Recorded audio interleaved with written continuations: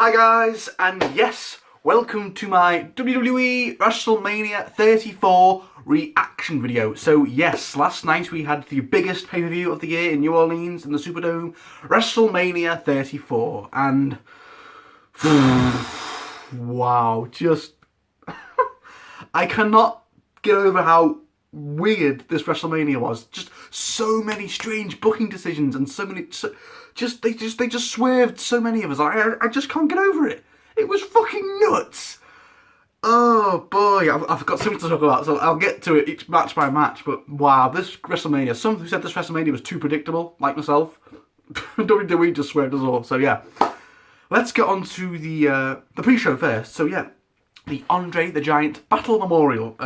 Yeah, it was fine. As always, I don't really care about this match. It's always just a 16-minute boring festival of part-timers full of jobbers and mid-carders. And yeah, it was fine. Yeah, and Matt Hardy wins. Woo! Yeah, basically it's just down to Matt and Corbin. But then Bray Wyatt comes back. Of course, we haven't seen him since the Ultimate Deletion.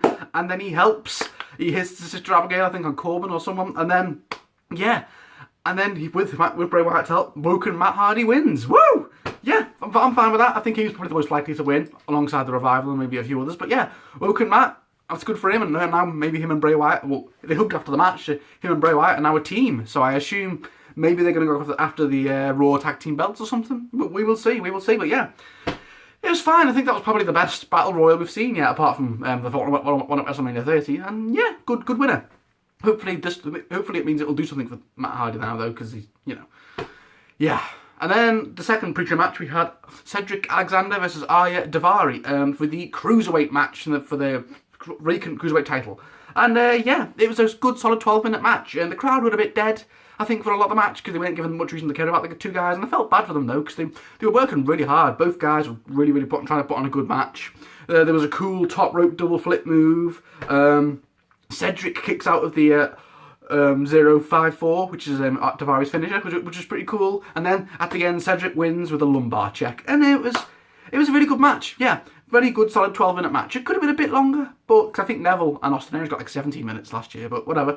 But there was like a 30-second Ronda Rousey commercial during the match, which was a bit stupid. But whatever. Good, solid 12-minute match, and Cedric Alexander is the new Cruiserweight champion. I'm happy with that, definitely. And on to the final pre-show match, we had the women's first ever Battle Royal trophy. And yeah, it was fine. Becky Lynch came out first. She's got her own entrance. I was like, yay, because I love Becky Lynch.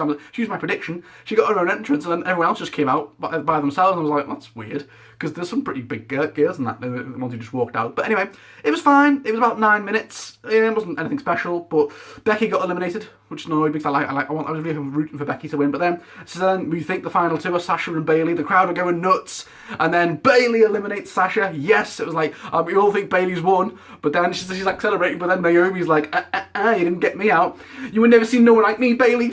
And she just throws her out, and then everyone's like, what? And then so then Naomi wins the Battle Royal. I'm like, whatever. But Naomi, bit of a random pick to win, because she's done fuck all for the last year pretty much. But yeah, whatever. Naomi. I guess we're going to continue the Sasha and Bayley feud heading into Backlash, and hopefully they can do something with Becky. Maybe she can challenge Charlotte on SmackDown Live or something. But please give something Becky to do. I love Becky.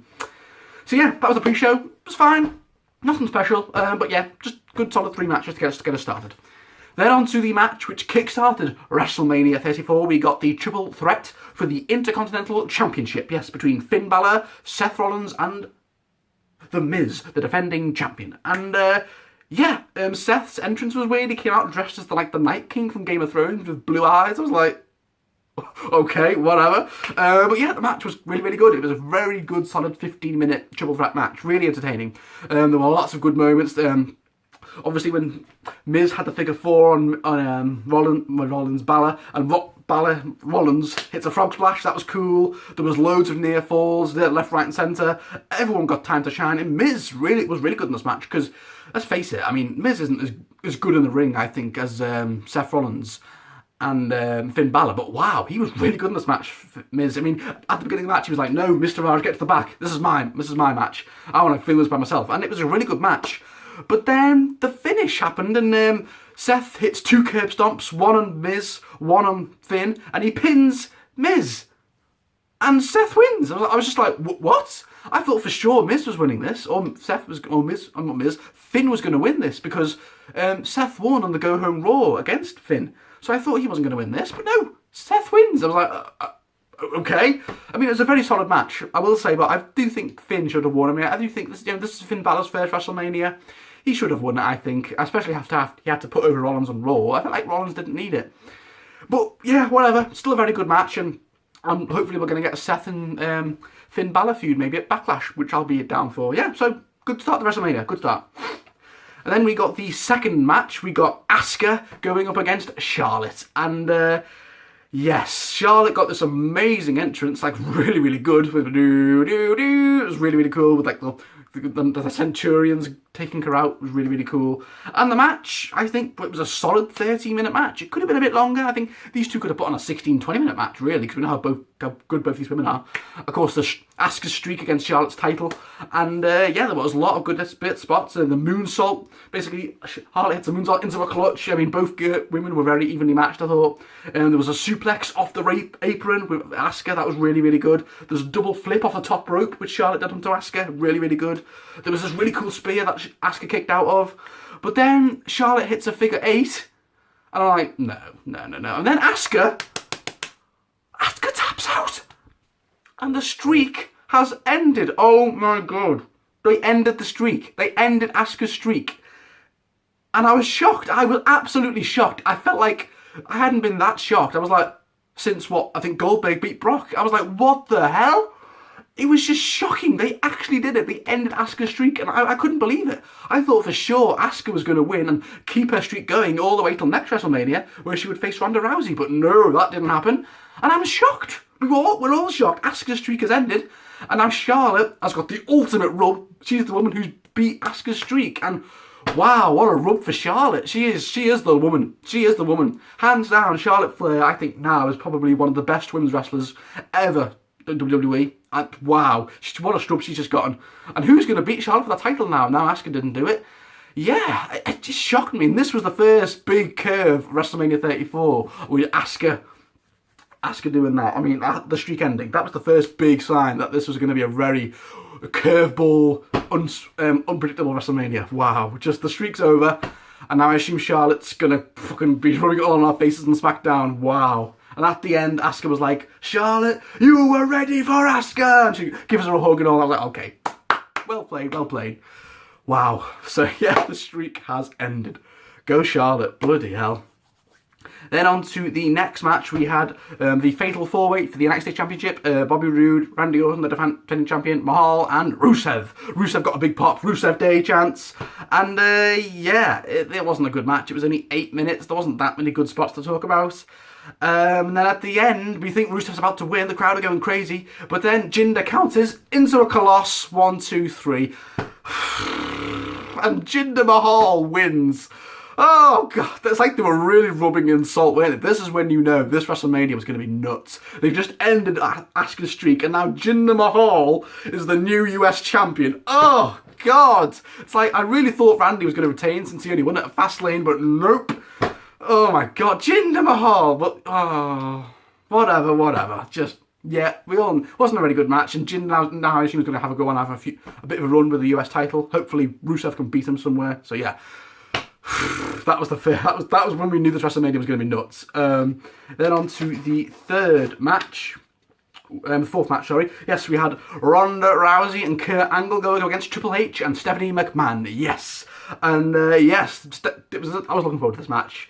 And it started off great. Steph was constantly poking Ronda, like trying to get under her skin. And then it's just Kurt and Triple H for about 6 minutes. And but then Ronda Rousey comes in at 6 minutes, and Stephanie McMahon she's like, oh shit, oh no, she looks really, really, really, really scared.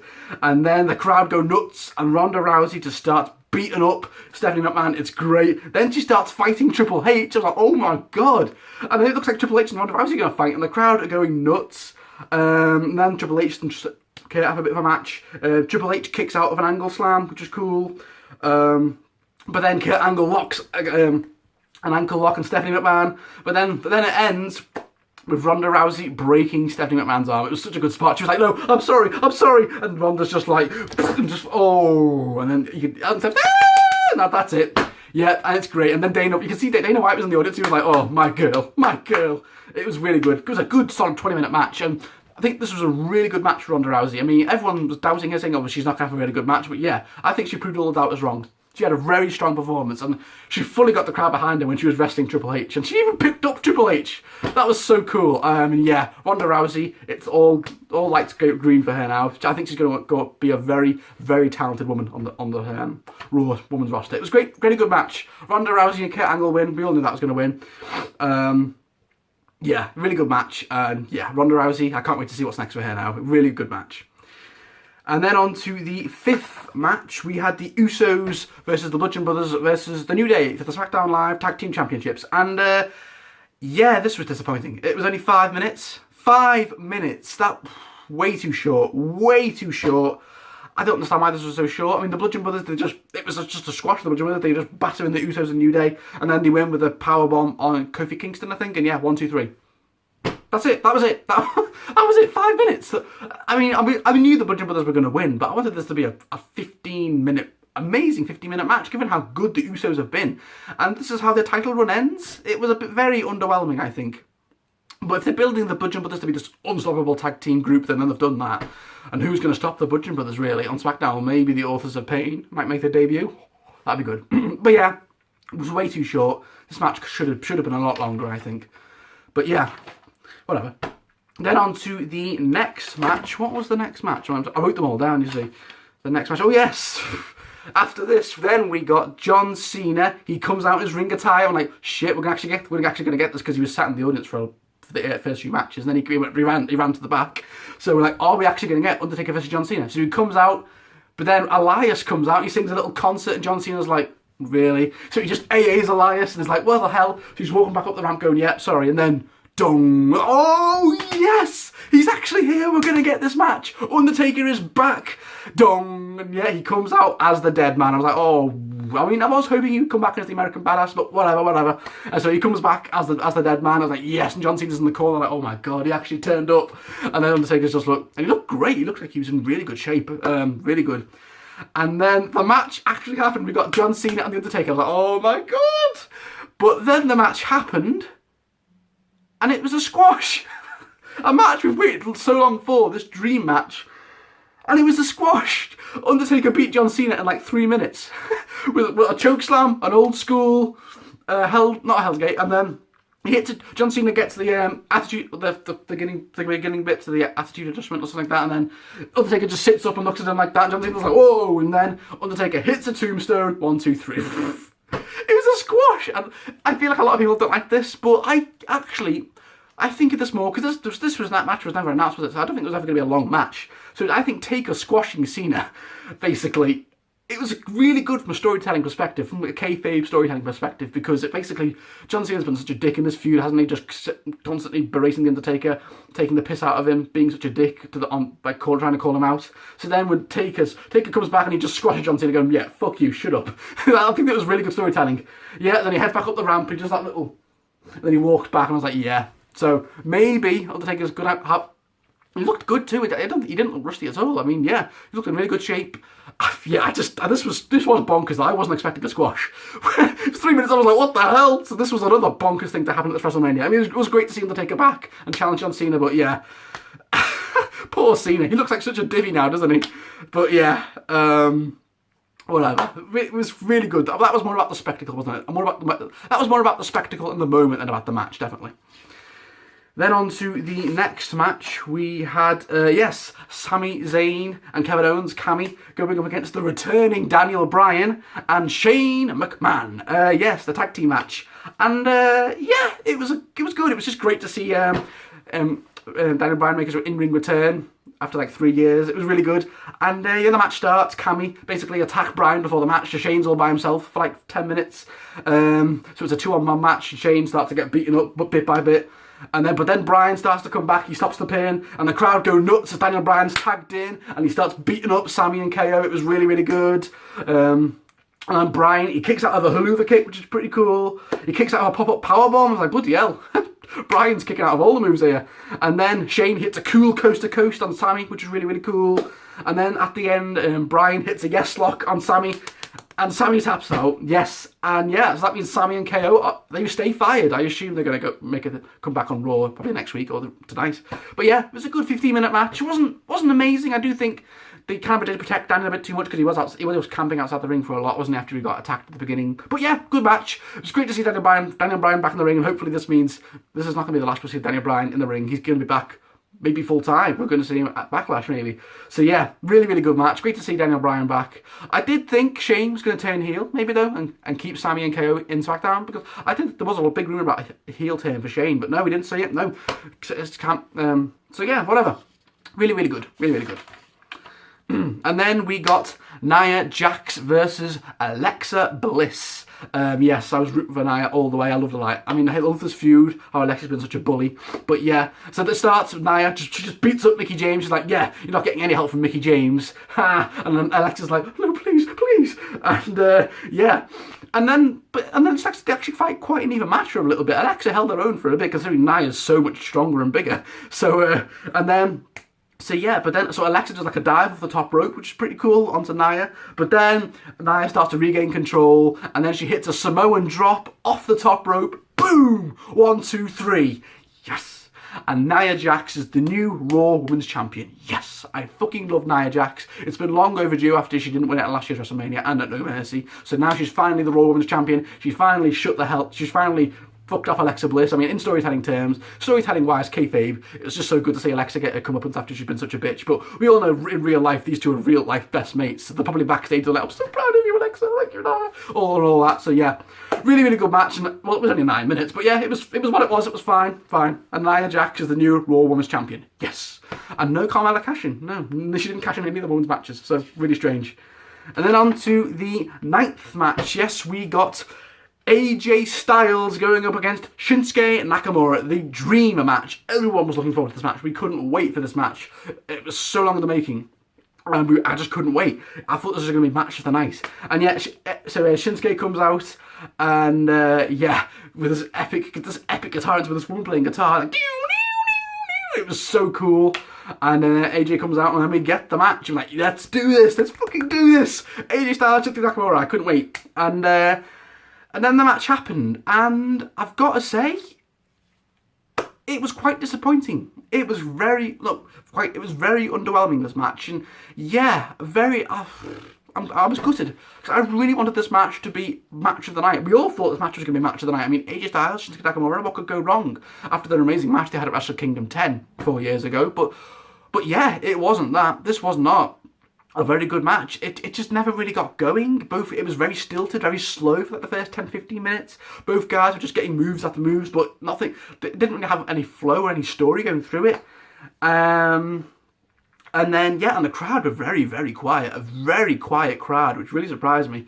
I thought they'd be really up for this match, but yeah, maybe they were just so tired from what's come before. But yeah, a very quiet crowd. But and it had a very slow pace, yeah. There were a few good moves. I mean, AJ hitting a Pele kick, but he countered into a Kinshasa. That was good. Obviously, Shinsuke kicked out of a phenomenal forearm, which is pretty cool. But then the ending happened, basically. AJ counters a Kinshasa. It was so cool. Into a Styles Clash. That was cool. And he wins. 1, 2, 3. What? He wins. That really surprised me. I thought for sure Shinsuke was winning. We all thought Shinsuke was winning. So this was another big shock in this WrestleMania, because I think we all thought Shinsuke was going to win, since they were going to finally give him the belt after losing to Jinder last year. But no. AJ wins clean. 1, 2, 3. What? So both these years' Royal Rumble winners lost. Kind of makes the Royal Rumble look pointless now. But yeah, it was. It wasn't a great match, I've got to say. The match at Wrestle Kingdom 10 was a lot better. I don't know what happened. It's like maybe they weren't given enough time. It was a 20-minute match though. So 20 minutes I think was a good time. But I feel like Shinsuke just hasn't been that Shinsuke we know from NXT. He's been in the main roster now for nearly a year, and we still haven't seen, I think, a really good match out of him. And this was his chance to show us that he can give us a great match. But yeah, ever since he's gone to the main roster, we haven't seen him have a great pay-per-view match. And I thought this was really going to be it, and it wasn't. Yeah, but then the interesting thing happened at the very end. They both AJ's like hugging him, they were shouting for respect, and then Shinsuke low blows AJ. And then he starts kicking around the ring. I was like, oh my god. So Shinsuke Nakamura, I assume, is turning heel. And this could be very interesting, because I feel like as a face, with all these disappointing matches, he's not really going anywhere. But now this is a fresh change of character for Shinsuke. He's turning heel. And yeah, this could be really interesting. I assume maybe this is going to be the end of the feud. Maybe Shinsuke's going to get a rematch at Backlash, maybe. But yeah, Shinsuke turned heel. I'm shocked. Heel turn for Shinsuke Nakamura. This could be very interesting. Yeah. So yeah. So that was the only good part of this match. I think there was a few good spots, and the Shinsuke heel turn. But yeah, the match itself was very underwhelming. So yeah, let's continue. 1 second, let me just move that. The match itself, though, was very underwhelming. Yeah, hopefully they can do a lot better next soon. Then on to the next match. What was it? The 10th match. 1 second, let me just see if I can find it. Oh yeah, we had the Bar going up against Braun Strowman and his mystery partner. And you will never guess who Braun picked as his mystery partner. We're like, who is it going to be? Is it going to be Big Show? Is it going to be Mark Henry? Is it going to be Rey Mysterio? Is it going to be a returning Samoa Joe? No. He fucking goes, it's going to be one of you. He goes into the fucking audience. He just walks around for a bit like, right, who can I pick? Who can I pick? And he goes and picks this like 10-year-old kid called Nicholas. It's like, what? Oh, and this is what we do. This fucking WrestleMania was nuts. I mean, and he walks through with this like 10-year-old kid in this little WrestleMania t-shirt. It was just like, we were like, seriously? So then the match starts. Like, we want Nicholas, the crowd. Nicholas, like, he couldn't even touch the top rope. He was like that, touching the top rope, watching Braun wrestle. So then we get a little match between the Bar and the Braun for a little bit. And it was fine. But then Braun wins with one power slam. He just tagging Nicholas, but Nicholas is like, oh no, and tags Braun back in. And then Braun wins with a power slam on Cesaro and wins. 1, 2, 3. 4 minutes. 4 minutes. It was so short. I thought this was going to be like a 10-minute match at least. 4 fucking minutes. And then, so now, this 10-year-old kid is one half of the Raw Tag Team Champions on fucking Raw. What the hell? Oh, this WrestleMania, man. This WrestleMania was fucking nuts. And it gets weird when you get to the main event. Fucking me. So yeah, now the Bar, I've just lost to Braun and a 10-year-old kid. Oh my god. Oh my god. Okay, that's enough of that. Let's get to the main event. And this is where we knew this WrestleMania was fucking nuts. Oh my god, okay. On to the main event. Brock Lesnar defending his Universal Championship up against Roman Reigns. The match we all thought was so predictable. We all thought, oh yeah, Roman's winning. This is Roman's 3rd coronation. He's going to be the Universal Champion. Brock's putting him over on the way out to UFC. Yeah, so predictable. So yeah, the match starts and Brock just hits loads of suplexes. Although Roman just hit 2 spears pretty early on. Brock kicks out. And then Brock starts to slowly dominate the match, but the crowd just didn't give a shit. Honestly, they were chanting, this is awful, and all that. I think there was a beach ball going around the stadium because the crowd kept looking around and popping, I think, and Brock was just like, really? But yeah, I think the crowd just didn't give a shit. But then there was loads of F5s. Brock hits an F5 and Roman kicks out. He hits 2 more. Roman kicks out with 3 F5s. I was like, yes, finally, they're going to address that since Roman kicked out 3 F5s at WrestleMania 31. And then Brock F5s Roman through a table. It was just a squash, as I thought. Brock's just dominating this whole match. And then he hits 2 more F5s. 5 F5s. 5 F5s. Roman kicks out. Jesus! 5 fucking F5s Roman kicks out. Are you kidding me? This F5 that's beaten everyone. It's beaten Samoa Joe. It's beaten Braun Strowman. It's beaten AJ. All 1 F5. But you're telling me Roman Reigns kicks out with 5? Fucking ridiculous. Ridiculous booking there.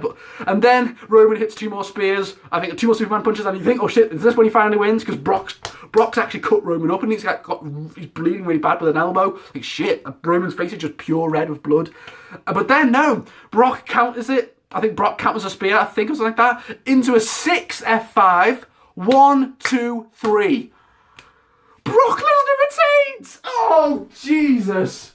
This Brock Lesnar retains. What? This was nuts. I couldn't... And that just capped off what had been such a crazy, curveball, unpredictable WrestleMania. Oh my God. This WrestleMania was just nuts. Brock Lesnar retains. Well, we all thought Roman Reigns for sure. And 100% of us thought, like, yeah, Roman Reigns, this is his third coronation. It's so predictable. He's obviously going to beat Brock Lesnar. No. Brock wins clean with a 6th F5. What the hell? So Brock Lesnar, I assume, is sticking around then, because he's still Universal Champion. Roman didn't win, so like, what's next? Is Brock going to be on Raw going, yeah, and then who's going to challenge Brock next? Is Roman going to get a rematch maybe? Is this all like a storyline for Roman beating Brock at SummerSlam or something? Or maybe Samoa Joe might come back and challenge Brock. Wouldn't that be amazing? Samoa Joe was the one to beat Brock with the Universal title, but yeah, that was just nuts. Absolutely nuts. And that just summed up what was a fucking crazy WrestleMania. I mean, at the streak ending, Braun Strowman teaming up with a fucking kid. What else was there? Braun Strowman, The Undertaker squashing John Cena. It was just fucking nuts. Jinder Mahal winning the US Championship. Absolutely nuts. And then Brock retaining clean against Roman in the main event. Wow, this WrestleMania, it was entertaining. I will say, a lot of entertaining matches. The Ronda and Kurt Triple H match was really entertaining. And the Triple Threat match at the beginning was very good. Taker and Cena, as a spectacle, as a storytelling thing, it was really, really entertaining. AJ and Nakamura, while it wasn't great, still was a solid match. Hopefully we'll get, and the heel team was good. Sami and KO, but yeah, it was a solid WrestleMania. I do think this WrestleMania, though, was a bit of a letdown. Considering this could have been one of the best WrestleMania, this had the potential to be one of the best WrestleManias ever when you looked at the card. But yeah, it was not good. A lot of weird, really, really, really weird booking decisions. Oh, God. I can't wait for Raw tonight. Raw tonight is going to be so interesting. The Raw to WrestleMania. It's going to be so... I can't wait to see what happens. What's next? It's going to be fucking nuts. So that was WrestleMania 34. On the whole, I will say it was a solid, entertaining WrestleMania. I still really liked it. But the streak ending and so many other weird decisions, I don't... It could have been better, I think. A bit disappointing, I will say. It could have been a lot better than we thought. I think it didn't quite live up to the hype in certainly quite a few areas, but still a very entertaining WrestleMania. I do think it was probably the best WrestleMania since WrestleMania 31 or 30. Still very, very good. So I can't wait for Raw 25 tonight. Raw tonight, it's not Raw 25. So yeah, guys, what did you think of this absolutely crazy WrestleMania? Jesus. Comment below, please let me know. So yeah, I will be back in about 2 or 3 weeks with Callum for our Backlash predictions, yes. So, thank you for watching, guys. I still can't go back to what happened. So thanks for watching, guys, and I will see you all very soon. Till then, bye.